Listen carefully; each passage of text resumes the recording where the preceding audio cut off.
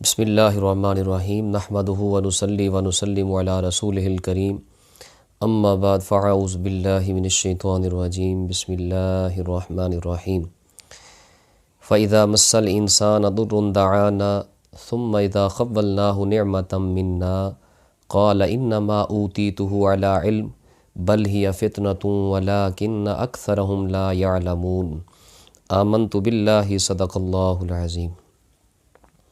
حمد و صلات کے بعد میرے نہایت واجب الاحترام عزیز و اللہ رب العزت کا بے حد احسان کہ جس نے ہمیں اپنی بندگی اور اپنے پیارے حبیب سرور کونین صلی اللہ علیہ وآلہ وسلم کی غلامی سے سرفراز فرمایا۔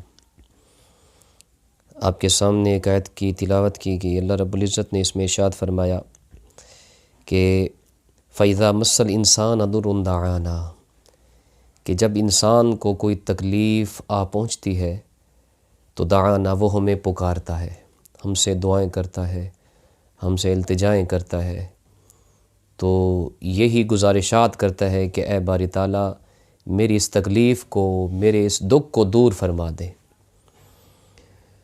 اور آگے فرمایا ثم اذا خولناہ نعمۃ منا، کہ پھر جب ہم اسے کوئی نعمت عطا فرماتے ہیں اپنی طرف سے، اللہ تعالیٰ فرماتا ہے تو قال انما اوتیتہ علی علم، پھر انسان کہتا ہے کہ بے شک یہ تو مجھے علم کی بنا پر عطا کیا گیا، علم کی بنا پر عطا کیا گیا ہے۔ اللہ تعالیٰ فرماتا ہے بل ہی فتنۃ، نہیں بلکہ یہ تو آزمائش ہے انسان کے لیے، جو کچھ انسان کو عطا ہوا یہ آزمائش ہے۔ ولیکن اکثرہم لا یعلمون، لیکن اکثر لوگ جانتے ہی نہیں ہیں ان معاملات کو، جو کچھ انسان کو عطا ہوا کس چیز پر عطا ہوا، کیوں عطا ہوا، تو عطا کرنے کا مقصد کیا ہے، اس مقصد سے بہت سے لوگ ناآشنا ہوتے ہیں۔ یہ 24 پارے کی آیت ہے، دوسرے رکوع کے اندر اللہ تبارک و تعالیٰ نے انسان کی حالت کو بیان فرمایا کہ جب انسان غموں میں ہو، دکھوں میں ہو، مصیبتوں میں ہو تو انسان پھر گڑ گڑاتا ہے، دعائیں کرتا ہے، دعائیں کرواتا بھی ہے اور اللہ تبارک و تعالیٰ کے حضور جھکتا بھی ہے۔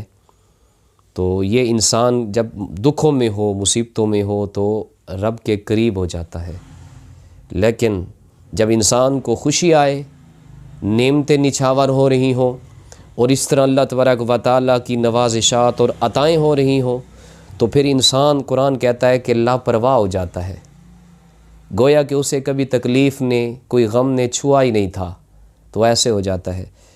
تو پھر کیا کہتا ہے کہ یہ جو کچھ مجھے عطا ہوا ہے یہ میرے علم کی بنا پر ہے، یعنی یہ میری محنتوں، میری کاوشوں اور میری سٹرگل کی بدولت یہ مجھے عطا ہوا۔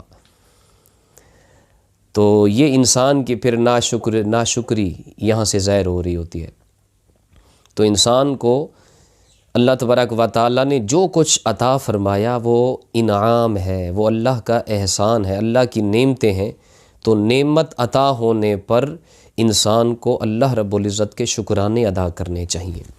اللہ تعالیٰ انسان کے اندر یہ چیز دیکھنا چاہتا ہے کہ انسان کے پاس جو کچھ ہے انسان اللہ تعالیٰ کے شکرانے ادا کرے۔ بے شک محنت انسان کو کرنی پڑتی ہے، ذرائع، ریسورسز یہ انسان کو اپنانے پڑتے ہیں، لیکن جو کچھ ملتا ہے بندہ مومن کی شان یہ ہے کہ اس میں میرا کمال نہیں، یہ میرے اللہ تبارک و تعالیٰ کا مجھ پر فضل و کرم ہے، مجھ پر فضل و کرم ہے۔ تو یہ جو کچھ ہمارے پاس ہوتا ہے ایک اللہ تعالیٰ کا فضل و کرم بھی ہے، اللہ کا احسان بھی ہے، اور اس کے ساتھ ساتھ یہ ہمارے پاس امانتیں ہیں، چاہے ہمارے پاس دولت ہو، چاہے ہمارے پاس کوئی منصب ہو، ہمارے پاس اولاد ہو، جتنی ہمارے پاس چیزیں ہیں، حتیٰ کہ ہماری جان، یہ بھی ہمارے پاس اللہ رب العزت کی امانت ہے۔ تو ان امانتوں کی انسان کو حفاظت کرنی چاہیے، اور ان ہر چیز کا حقیقی طور پر تو اللہ رب العزت ہی مالک ہے۔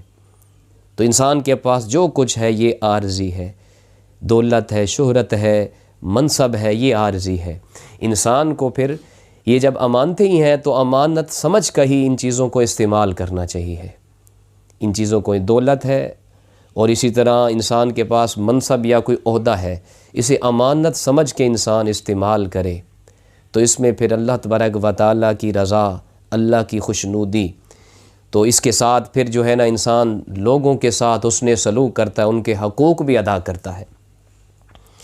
جس طرح کہ آج ہمارے ہاں یہ معمول اور یہ طریقہ کار شروع ہو چکا ہے کہ چھوٹا سا کسی کے پاس عہدہ ہو، کوئی منصب ہو، دینی اعتبار سے ہو، دنیاوی اعتبار سے ہو، تو انسان کے اندر جو ہے نا عاجزی انکساری ختم ہونے لگتی ہے۔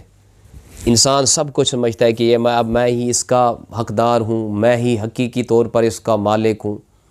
تو انسان جس طرح کہ آج ہمارے ہاں یہ ہے کہ بھئی کیا کرتے ہیں لوگ کہ اپنی جائیداد، اپنی پراپرٹی سمجھنا شروع کر دیتے ہیں۔ آج دفتروں کے اندر چلے جائیں تو یہی حال ہو رہا ہے ہمارے ہاں، لیکن ایسا نہیں ہونا چاہیے۔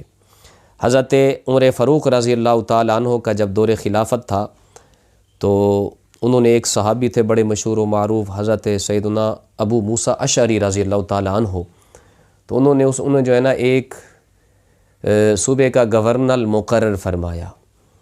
تو امیر المومنین سیدنا فاروق اعظم رضی اللہ تعالیٰ عنہ کی یہ عادت تھی کہ آپ جا کے ان کے احوال معلوم کرتے تھے۔ تو کچھ عرصے کے بعد جب ان کے پاس گئے تو ان سے ملاقات ہوئی، ان سے پوچھا کیا حال، صورتحال انہوں نے بتایا، بیت المال کو دیکھا اور ان کے اپنے جہاں ان کی رہائش گاہ تھی وہ دیکھا۔ تو جب ان کی رہائش گاہ کو دیکھا امیر المومنین تو فرمایا بہت سارے تحفے، تحائف، تو قیمتی چیزیں ان کے پاس موجود تھیں۔ تو امیر المومنین نے پوچھا کہ اے ابو موسیٰ یہ کہاں سے آئے؟ تو انہوں نے کہا جی یہ لوگوں نے مجھے تحفے اور تحائف دیے ہیں، گفٹ دیے ہیں لوگوں نے۔ تو آپ رضی اللہ تعالیٰ عنہ عمر فاروق نے فرمایا اچھا لوگوں نے تمہیں دیے ہیں؟ فرمایا لوگوں نے تجھے نہیں دیے، تیرے منصب کو دیے ہیں، تجھے چاہیے تھا کہ تو بیت المال میں جمع کرا دیتا۔ انہوں نے کہا جی یہ انہوں نے مجھے دیے ہیں، انہوں نے واضح اور کلیئر کر کے بتائے، جو بیت المال کے ہوتے تھے میں وہاں جمع کراتا تھا، یہ انہوں نے مجھے خاص طور پر دیے۔ آپ نے فرمایا اچھا، تو ایک سبق دینا تھا انہوں نے فرمایا چلو ٹھیک ہے آج کے بعد تیرا یہ عہدہ ختم، لہٰذا تو ایسا کرے گا جو جانور ہیں حکومتی جو جنگوں میں استعمال کیے جاتے ہیں تو آپ جو ہے نا انہیں چرایا کریں گے آج کے بعد۔